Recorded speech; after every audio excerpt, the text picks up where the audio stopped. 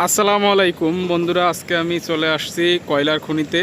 তাই যে দেখেন কয়লার খনি, এটা হচ্ছে পার্বতীপুর ফুলবাড়ি যে রোড রয়েছে সেই রোডের মধ্যে পড়ছে। ওই যে দেখেন কয়লা উৎপাদন করে মানে উঠাচ্ছে, সেটাও দেখতে পারবেন। তাই এখানে যে কয়লাগুলো রাখছে সেটা আপনাদের মাঝে আগে একটু শেয়ার করি, এরপর ওই পাশে ভিতরে কি আছে সেটাও আমি দেখাবো। তাই যে দেখেন এখানে সম্পূর্ণ এগুলা কয়লার খনি থেকে ওঠার পরে এখানে রাখা হয়েছে, ঠিক আছে।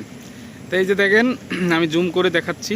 তো ওই পাশে যাওয়া নিষেধ। এই যে এখানে গার্ড রুম রয়েছে, এখানে গার্ড দেওয়া হয়, এবং এই যে প্রাচীর রয়েছে, এই প্রাচীর টপকায় আপনি যেতে পারবেন না, এটা নিষেধাজ্ঞা রয়েছে বা রেস্ট্রিকশন রয়েছে।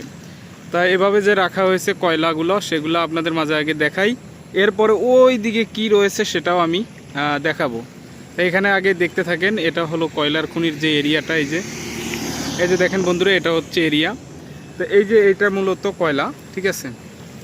আপনারা হয়তো যতটুকু দেখতে পারেন ক্যামেরায়, আমি আপনাদের দেখানোর চেষ্টা করতেছি এবং একটু তো এখন কিন্তু আমি অনেক কাছে আসলাম, ঠিক আছে। এই যে দেখতে থাকেন, এটা মূলত আসলে কয়লাগুলো রাখা হয়েছে এখানে, ঠিক আছে। এই যে আর ওই পাশে আসলে কি আছে সেটা আমি এখন দেখবো।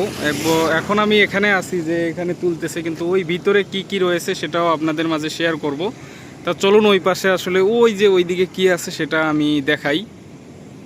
তা আরও একটু আমি আগে আসলাম। তো এই যে দেখেন এখানে কয়লার খনি বা কয়লা রাখা হয়েছে, এগুলো দেখেন। তো ওই দিকে যাবো, ওই দিকে কী আছে সেটাও দেখাবো। তো এখান থেকে পার্বতীপুর হচ্ছে 17 কিলোমিটার, ঠিক আছে। তো এই যে এটা হলো কয়লার খনি, এই যে দেখেন।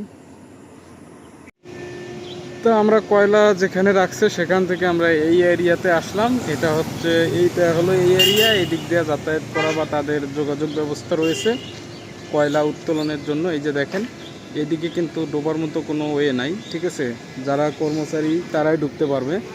তা ওই পাশে তো আমি দেখাইলাম যে কতগুলো কয়লা রাখছে। তা এই পাশের দিকটা হচ্ছে এরকম, ঠিক আছে, এরকম আছে পুরাটাই। কিন্তু ওই পাশে কয়লা রাখছে যেগুলো আপনাদের কিছুক্ষণ আগে দেখাইলাম, যে কয়লাগুলো ওইভাবে কিন্তু রাখা হয়েছে, ঠিক আছে। যে ওয়াল দেওয়া আছে, ওয়ালের পাশে আর কি রাখা আছে। তা সবাই ভালো থাকবেন। আসসালামু আলাইকুম।